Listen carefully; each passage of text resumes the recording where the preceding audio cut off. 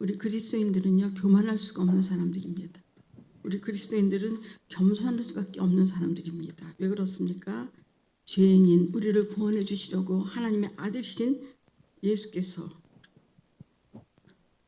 이 땅에 오셔서 우리 모든 죄를 다 구속해 주셨기 때문에 우리는 정말 겸손할 수밖에 없는 그런 사람들입니다.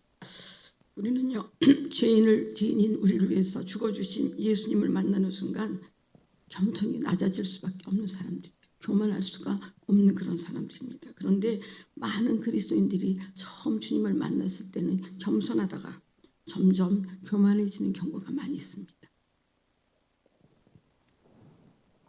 왜 그렇습니까? 하나님의 은혜를 망각했기 때문에 그렇습니다. 교만은 은혜에 대한 망각, 은혜를 잊어버리는 데서부터 교만이 시작이 됩니다. 처음에는 은혜를 받고 하나님을 뜨겁게 사랑했지만 나중에는 점점 그 은혜에 대해서 무감각해지다가 그리고 기도하고 충성하는 일에 자꾸 핑계를 대고 빠져나갑니다. 이때부터 교만이 시작이 되는 것입니다. 여러분, 교만하지 않으려면 우선 내가 어떤 존재인지를 알아야 합니다. 우리가 교만하지 않으려면 나는 스스로 살 수 없는 존재라는 것을 우리가 알아야 됩니다. 우리 스스로 살 수 없는 존재입니다. 우리가 얼마나 연약한 존재입니까? 5분 후에 무슨 일이 일어났는지 아는 사람 아무도 없습니다. 그리고 우리 스스로 아무것도 못해요. 우리 스스로 아무것도 못해요. 주님이 숨쉬게 하셔야 숨 쉴 수 있고 주님이 움직일 수 있게 해주셔야 우리 움직이는 거죠. 우리 스스로 할 수 있는 것이 아무것도 없는 그런 존재예요. 우리는 교만에 대해서 잘 알아야 합니다. 우리는 내가 철이 없는 것인지 내가 교만한 것인지 자기 자신을 잘 판단해 보아야 됩니다. 어린아이가 부모에게 대드는 것은 철이 없어서 그렇습니다. 그러나 철든 자녀가 부모에게 대드는 것은 감사를 잊어버리고 교만해졌기 때문에 그런 행동이 나오는 것입니다. 마찬가지로 하나님과 뜨거운 사랑의 관계가 형성되기 전에 믿음에서 타락하는 사람은 철이 없기 때문에 그렇습니다. 그런데 영적으로 하나님과 신령한 교제를 가졌던 사람이 타락하는 것은 교만 때문에 그렇습니다. 다시 말하면 은혜 받고 성령이 충만한 경험을 한 사람이 불순종하고 말씀대로 살지 않는 것이 교만이에요. 하나님과 그런 신령한 관계를 가졌어요. 하나님이 날 위해서 어떤 일을 해주셨는지 우리가 다 알아요.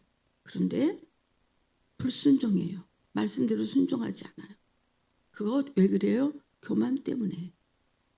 교만 때문에 그렇습니다. 여러분, 철없어서 그런 것은 때가 되면 그리고 깨달으면 돌아오지만 교만은 쉽게 고쳐지지 않는 병입니다. 잠언 16장 18절에 보면 교만은 패망의 선봉이요 거만한 마음은 넘어짐의 앞잡이니라 그렇게 말씀합니다. 그리고 오늘 본문 베드로전서 5장 5절에는 하나님께서 교만한 자를 대적하신다 그렇게 말씀했습니다. 하나님이 대적하면 어떻게 그 사람이 설 수 있겠습니까? 교만하면 하나님께서 내리치기 시작하십니다. 그러나 그래도 교만을 깨닫지 못하면 그 다음 단계는 하나님께서 무관심하십니다. 내버려 두십니다. 하나님께서 무관심하실 때는 그 사람이 무슨 일을 하든지 그냥 무관심, 그냥 내버려 둬 버립니다. 이것은 벌써 그 사람이 주님의 사랑 밖으로 나갔다는 것이기 때문에 얼마나 불행한 일인지 모릅니다. 주님이 에베소 교회에게 처음 사랑을 회복하라 말씀하신 것도 교만을 경계하기 위해서 그런 말씀을 하셨습니다. 계시록 2장 4절부터 5절에 보면 그러나 너를 책망할 것이 있나니 너의 처음 사랑을 버렸느니라. 그러므로 어디서 떨어졌는지를 생각하고 회개하여 처음 행위를 가지라. 만일 그리하지 아니하고 회개하지 않으면 내가 내게 가서 내 촛대를 그 자리에서 옮기리라 말씀하고 있습니다. 여러분, 하나님의 말씀은 설마 해서는 안 됩니다. 하나님의 말씀은 그대로 이루어지는 말씀이에요. 첫사랑 잃어버리면 그래도 하나님이 내가 이렇게 교회 다녔으니까 이해해 주시겠지. 설마 그렇다고 날 버리시겠어? 설마 없어요. 하나님 말씀은 그렇다고 말씀하시면 그런 거예요. 설마. 여러분, 이게 우리 영혼을 망칩니다. 주님을 처음 만났을 때는 나 같은 죄인을 구원해 주신 은혜가 너무너무 감사해서 어떻게 하면 주님을 기쁘실까를 생각하면서 무슨 일을 하든지 감사하면서 충성했는데 처음 사랑을 잃어버리면 어떤 일이 벌어집니까? 아니 왜 내가 이런 일을 해야 돼? 아니 왜 내가 교회에서 이런 대우를 받아야 돼? 아니 그리고 다른 사람들 편하게 신앙생활 하는데 나는 왜 이렇게 힘들게 신앙생활 해야 돼? 이러면서 교만해집니다. 여러분 자기 속에 신앙생활에 대한 그 열의가 일어나지 않고 기도할 마음이 없거든. 그러면 영적으로 병든 줄 아셔야 합니다. 기도하고 싶은 마음도 없고 하나님 말씀에 은혜도 되지 않고 예배 시간이 기다려지지 않으면 큰 병이 걸렸어요. 무슨 병입니까? 교만병이에요. 하나님께서는 분명히 교만한 자를 물리치신다 그렇게 말씀하셨습니다. 야고보서 4장 6절에 보면 그러나 더 큰 은혜를 주시나니 그러므로 일렀을 때 하나님이 교만한 자를 물리치시고 겸손한 자에게 은혜를 주신다 하였느니라 그렇게 말씀하고 있습니다. 물리친다. 하나님께서 물리치신다. 이 말은 뭐예요? 하나님의 축복의 대열에 끼워주지 않겠다. 너 하나님의 사역에 끼워주지 않겠다. 너 주님의 일에 끼워주지 않겠다. 이건 굉장히 두려운 말씀입니다. 여러분 겸손한 사람은 자기 잘못만 보입니다. 우리는 일상 속에서 아유 야 누구는 어떻고 누구는 어떻고 이렇게 판단을 너무나 쉽게 내려버립니다. 그러나 겸손한 사람은 자기 잘못만 보여요. 그래서 내게서 남을 판단하는 근성이 나오면 아니 내가 바로 심판받을 자인데 내게서 왜 이런 근성이 나와? 내가 지금 무슨 짓을 하는 거야? 정말 죄인 중에 죄인인 내가 왜 내 주제에 내 의가 나오나? 이렇게 생각하고 빨리 고쳐야 합니다. 성경은 그 사람이 잘못을 했든 상관없이 남을 비판하는 자체가 죄다 이렇게 말씀하고 있습니다. 마태복음 7장 1절부터 2절에 보면 비판을 받지 아니하려거든 비판하지 말라. 너희가 비판하는 그 비판으로 너희가 비판을 받을 것이요 너희가 헤아리는 그 헤아림으로 너희가 헤아림을 받을 것이니라 그렇게 말씀합니다. 여러분 성령 충만하면 남 비판하지 않습니다. 오히려 나를 비판합니다.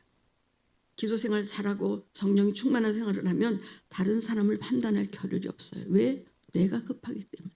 내가. 교만하면 남의 잘못이 보이고 겸손하면 내 잘못만 보입니다. 자꾸 남 판단하지 마세요. 이거 큰 죄. 남을 무시하는 것도 교만 때문에 그렇습니다. 우리는 내가 제일이라고 생각하고 다른 사람을 무시하는 이 교만을 버려야 합니다. 우리 속에 그게 다 있어요. 사람 속에. 이 세상에 나보다 못난 사람은 없어요. 항상 나보다 남을 낮게 여겨야 합니다. 우리는 누가 나를 잘났다고 칭찬해도 교만할 필요가 없어요. 내가 아무리 잘났어도 주님이 나를 잘나게 하신 것이에요. 내가 아무리 똑똑해도 주님이 나를 똑똑하게 해주신 것이에요. 내가 주님을 위해서 큰일을 했다면 그것은 주님이 나를 쓰셨기 때문에 큰일을 한 것뿐이에요. 나를 내세울 일이 아무것도 없어요. 요만한 일 하고 안 알아준다고 여러분 교만해서 그래요. 우리는 열심히 주를 위해 충성하되 교만해서는 절대 안 됩니다. 하나님 앞에서 겸손하지 못하고 교만해지면 자기 영혼만 타락하고 망하는 것이 아니라 수많은 사람을 미혹시키는 그런 이단이 될 수도 있다는 걸 우리가 알아야 됩니다. 여러분 박태선 씨 아시죠? 제가 박태선 씨 얘기를 몇 번 했는데 타락하기 전에 박태선 씨는요 성령 충만한 장로였다고 합니다. 박태선 씨가 남산에서 부흥회를 할 때 10만 명 그때 당시 10만 명이나 되는 인파가 그렇게 모여들 정도였다고 하니까 얼마나 유명한 분이었는지 우리가 알 수 있습니다. 그런데 그때 그곳에 모인 수많은 성도들이 자신에게 환호를 보내고 은혜 받는 모습을 보고는 그 영광을 하나님께 돌리지 않았습니다. 그리고 그 모든 영광을 자신이 가로채는 순간 교만의 영이 그냥 쑥 들어가 버린 거예요. 하나님이 쓰셔서 역사하신 큰일을 놓고 자기가 한 줄로 알고 교만해졌기 때문에 그렇습니다. 나중에는 천상천하의 하나님은 나다 그렇게 주장하면서 오늘날 이단 종파의 하나님 전도간의 교주가 되고 말았습니다. 여러분 교만과 겸손의 차이를 모르면 망해요. 그냥 그 겸손한 사람처럼 보이려고 그냥 사람 듣기에 좋으라고 아유 뭐 부족하지 않은 사람이 어디 있습니까? 저도 참 부족한 사람입니다. 이렇게 말하는 거 겸손 아니에요. 이것은 겸손한 척하는 교만이에요.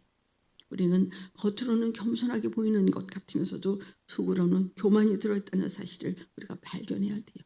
내 안에 이런 교만이 있지 발견해야 돼요. 여러분 목사는요. 제가 보니까 목사표 교만이 조금씩 다 있어요. 장로는 장로표 교만이 다 있어요. 권사표 교만 다 들어있어요. 집사표 교만 다 들어있어요. 우리 자신을 바로 봐야 돼요. 그리고 말씀을 통해 자신의 교만을 발견하고 회개로 뽑아내야 돼요. 회개로 뽑아내야 됩니다. 교만은 나 자신을 발견하지 못하게 막을 뿐만 아니라 하나님과의 관계를 막는 원수이기 때문에 그렇습니다. 교만이 딱 들어오면요, 하나님과 가로막혀요. 벽이 생겨요. 담이 생겨요. 하나님과의 관계가 확 뚫려 있어야 우리가 기도를 해도 하나님께 다 상달이 되지 않습니까? 예배를 드려도 상달이 되는데요, 하나님과 딱 막혀 있으면 기도를 해도 막혀 있고 관계가 안 열려요.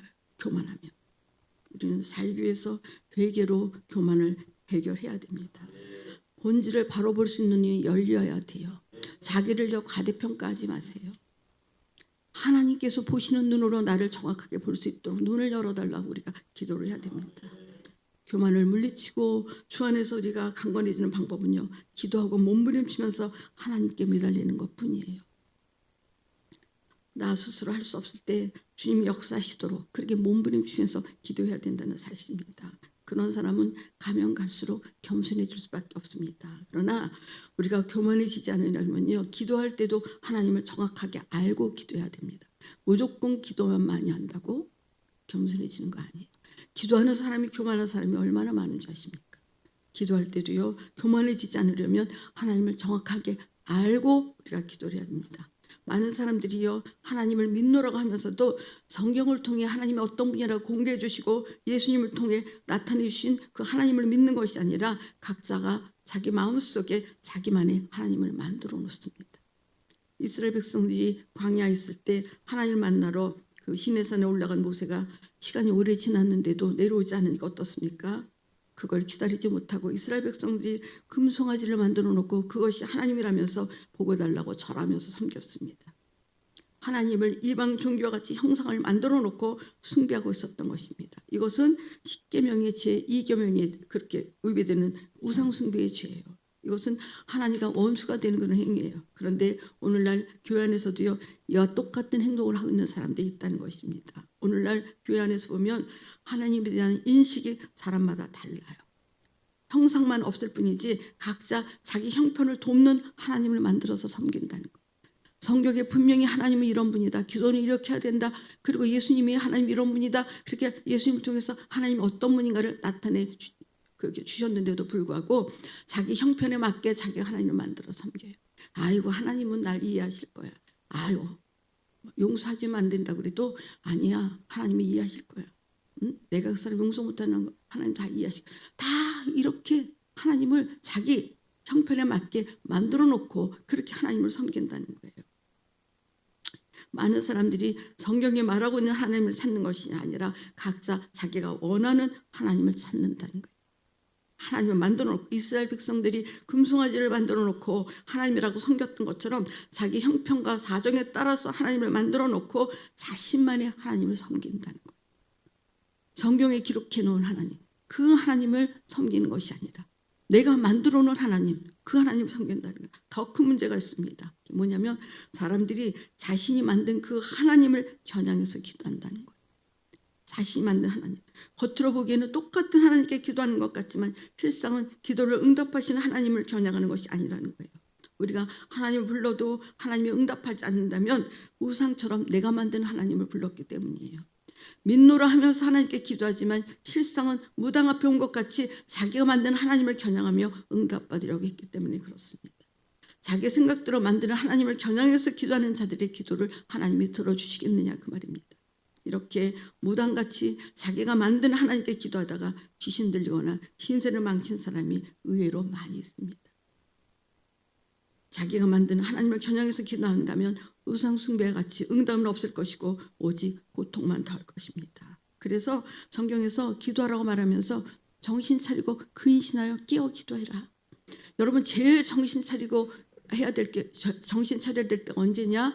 기도할 때. 기도할 때 아무 생각 없이 입에서 나온 대로 넉넉고 그렇게 기도하면 안 돼요. 성경이 말하고 있는 그 하나님, 그 하나님을 정확하게 겨냥해서 그 하나님의 성품에 맞는 기도를 드려야 됩니다.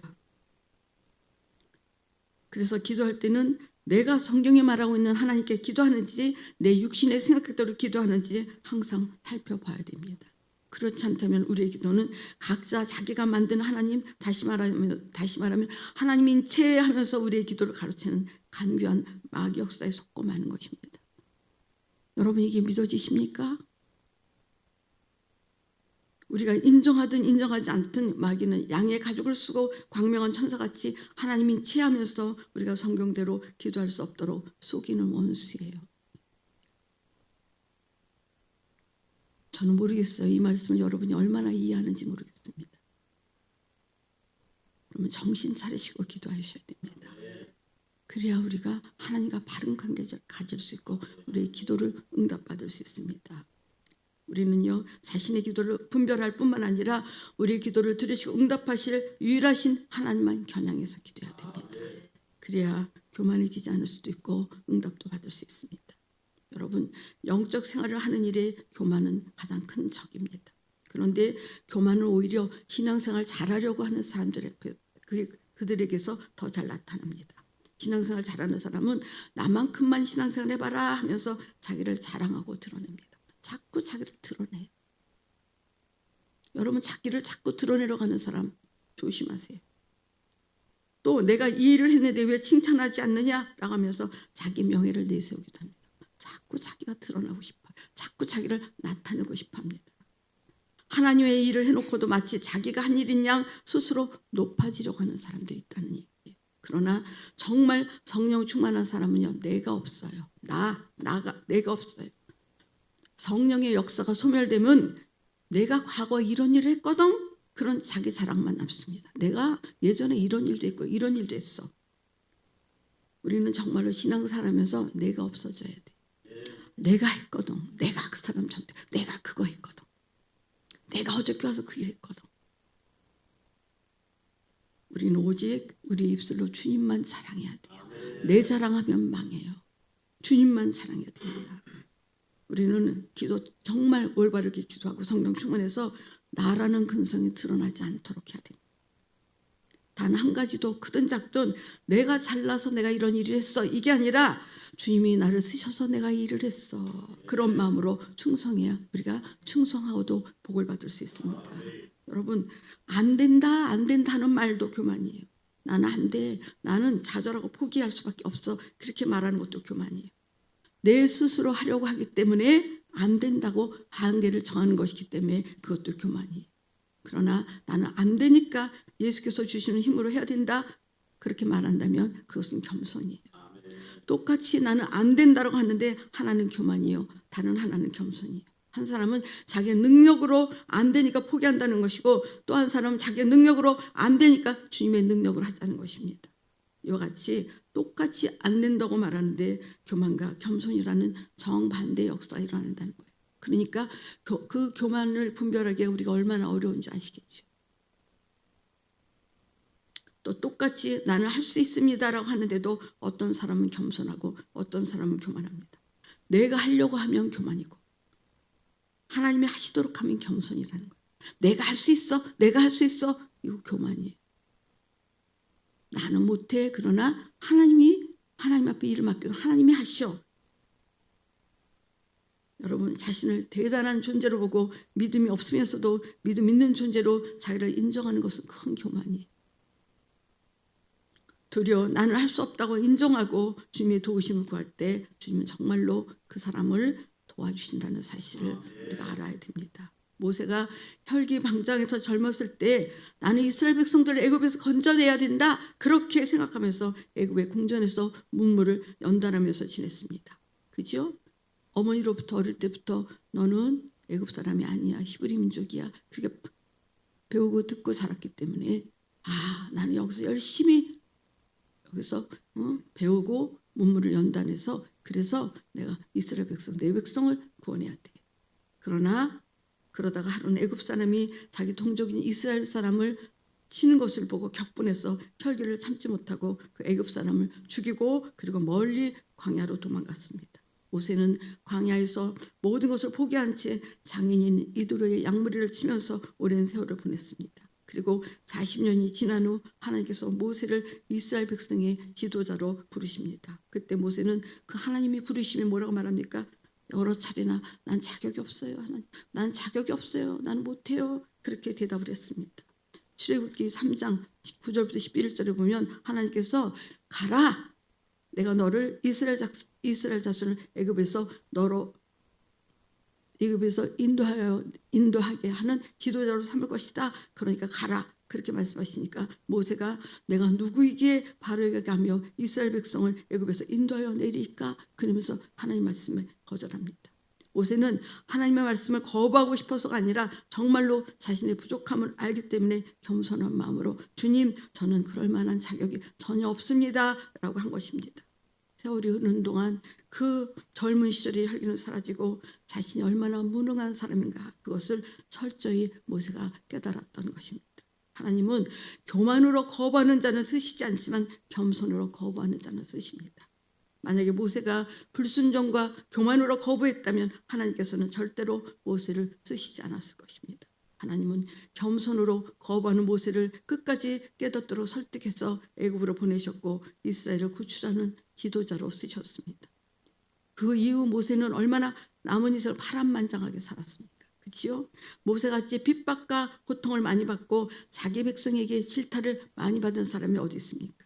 그래도 모세는 한 번도 하나님을 원망하지 않고 죽을 때까지 주님을 사랑하더니 주님이 주신 가나안 복지를 바라보면서 하나님의 부르심을 받고 이 세상을 떠났습니다.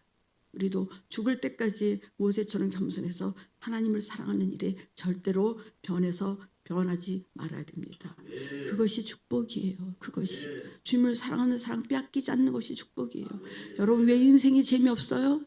왜 재미없어요? 왜 내일에 대한 기대가 없어요? 하나님을 사랑하는 마음이 내 안에 없으니까. 여러분, 불평불만도 교만에서 나오는 것입니다. 교회에서 신앙하면서도 모이기만 하면 우리 교회는 그런 사람들이 없죠. 그러나 여러 교회에서 목사가 어떻고 사모가 어떻고 장로가 어떻고 하면서 항상 불평불만을 늘어놓는 사람이 있습니다. 왜 그렇게 불평과 불만이 나오는 것이에요? 이 사람들은요, 다 모든 걸 자기에게 맞추라는 거예요. 왜 내 뜻대로 안 돼? 왜 내가 요구하는 대로 안 맞춰준 거야? 다 자기 뜻대로 맞춰 요구하기 때문에 그래요. 불만은 교만의 극치예요. 변덕도 불만에서 나와요. 불만하다 보면 변덕을 부리게 되고 불만이 많은 사람일수록 교회를 쉽게 떠나서 자꾸 교회를 옮겨 다닙니다. 겉으로 볼 때는 이 교회 기분 나빠서 못 오겠다. 여기만 교회냐? 그렇게 자기가 떠나는 것 같지만 하나님은 교만한 자를 물리치시고 겸손한 자에게 은혜를 주신다고 했으니까 하나님의 물리치심을 받은 거예요.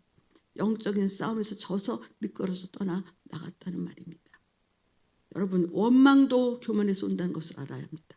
원망도 교만에서 옵니다. 하나님께서는 우리에게 만물을 주셨습니다. 공기 주시고 태양 주시고 가정도 주셨습니다. 그것뿐입니까? 하나님께서 자기 아들까지 주셔서 우리로 하여금 회개하게 하시고 그래서 우리에게 천국이라는 영생의 축복도 우리에게 주셨습니다. 그런데 어떻게 그분 앞에 원망이 나와요? 하나님이 계시면 어떻게 이럴 수가 있어요? 하나님 계시면 어떻게 나한테 이럴 수가 이거요? 그 원망하다가 지옥 가요, 여러분. 하나님은 우리에게 원망 들을 만한 그런 일을 한 적이 한 번도 없으신 분이에요. 그 원망, 입만 열면 원망 불평 나오는 거. 이거 교만이에요. 무지하고 교만하기 때문에 그런 일이 생기는 거예요. 오직 하나님의 은혜를 아는 사람만이 겸손과 감사의 마음을 가질 수 있어요. 여러분, 입을 그냥 자꾸 불평 나오려고 그러면 감사로 바꿔버리세요. 우리는 감사할 것밖에 없는 사람들이에요. 여러분, 불순종도 교만에서 나오는 거예요. 하나님 말씀 불순종하는 거. 하나님께서는요, 사울을 사랑하셔서 그에게 기름을 부으시고 그를 이스라엘의 초대 왕으로 세우셨습니다. 왕이 된 사울은 처음에는 하나님의 마음에 맞게 잘했지만 차츰차츰 변하기 시작해요. 수많은 사람들이 자기를 높이고 섬기니까 하나님께서 보내신 제사장도 이제 나중에 우습게 보이는 거예요. 결국은 블레셋과의 전쟁에서 긴급하게 돌아가는 그런 전시 상황에 불안을 느낀 사울이 어떻게 합니까? 왕이라도 감히 손댈 수 없는 제사장만 드릴 수 있는 제사를 스스로 자기 손으로 드림으로 범죄하고 마는 것을 우리가 볼 수 있습니다. 사울이 번제를 마치자마자 사무엘 선지자가 왔지요. 하나님께서는 사무엘 선지자의 입술을 통해서 이 일은 사울 왕이 하나님의 명령을 지키지 않고 망령되게 행한 것이다. 그렇게 말씀하셨습니다. 사무엘상 13장 13절에 보면 사무엘이 사울에게 이르되 왕이 망령되이 행하였도다. 왕이 하나님 여호와께서 왕에게 내리신 명령을 지키지 아니하였도다. 그렇게 책망합니다. 아말렉과의 전쟁에서 승리했을 때도 같은 일이 반복되었습니다. 하나님께서는 아말렉과의 전쟁에서 승리할 것인데 적의 어떤 노획물도 가져오지 말라, 그리고 모두 진멸하라, 그렇게 명령하셨습니다. 그런데 사울은 노획물 중에 기름진 양떼와 숫대가 많이 있는 것을 보고 욕심이 생겼습니다. 그리고 그것들을 잡아다가 전부 왕궁의 뒷뜰에 메어 놓았습니다. 그 후에 사무엘 선지자가 와서 왕이여, 하나님께서 전쟁의 노획물을 다 죽이라고 말씀하셨는데 어째서 그 부정한 것들을 없애지 않고 다시 가져왔습니까? 그렇게 묻습니다. 그러자 사울이 뭐라고 말합니까? 그거요, 내가 가지고 싶어서 가져온 것이 아니라 너무 기름지고 좋아서 하나님께 제사하려고 가지고 온 것이지요. 이렇게 거짓말합니다. 여러분, 불순종은 하나님을 무시하는 죄예요.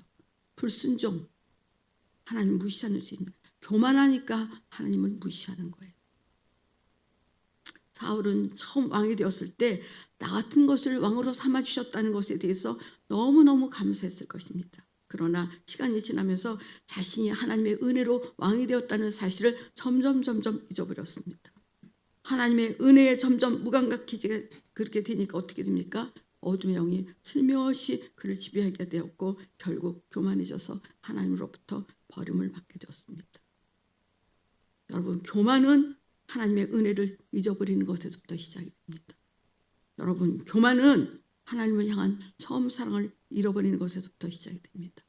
여러분, 우리 다 구원받은 하나님의 백성이에요. 나 같은 죄인 구원하시려고 예수께서, 하나님의 아들이신 그분이, 우주의 황태자이신 그분이 육신을 입고 이 땅에 오셨어요. 그리고 어떻게 죽으셨습니까? 한 마리 짐승처럼 십자가에서 양손과 양발을 못 박히시고 머리에 가시멜로만 쓰시고 온몸에 물과 피를 다 쏟으시고 지옥의 고통을 내 대신 다 당해주시고 나 같은 죄인을 구원해 주셨습니다. 우리가 구원받을 만한 자격이 있는 사람들입니까? 우리 자신이 알잖아요. 그런 나를 위해서 하나님의 아들이 피 흘려 죽으시고 날 구원해 주셨습니다. 그런데 어떻습니까? 처음에 주님 만났을 땐 그 은혜가 너무너무 감사해서 주님, 무슨 일이든지 하겠습니다. 무슨 일이든 시켜주세요. 지금 그 마음이 있습니까? 여러분 안에 날마다 그 구속의 은혜는 점점 희미해져가고 없어져 가는데, 마귀가 그 은혜를 우리에게서 빼앗아가는데 우리가 그걸 인식하며 살아가고 있습니까? 세상 속으로 점점 빠져들어가고 주님을 향한 마음은 점점 식어가는데 우리가 그것을 큰일 났구나 이렇게 느끼는 사람이 있습니까? 그 구속의 은혜를 다 잊어버리고 껍질만 남은 종교인으로, 바리새인으로 살아가면서 내 모습을 알기나 합니까, 여러분? 이렇게 살다가 내가 죽으면 천국 가겠지. 눈 떴는데 지옥. 나 너 몰라. 네가 언제 네 말에 순종했더냐? 네가 언제 나를 하나님으로 섬겼더냐?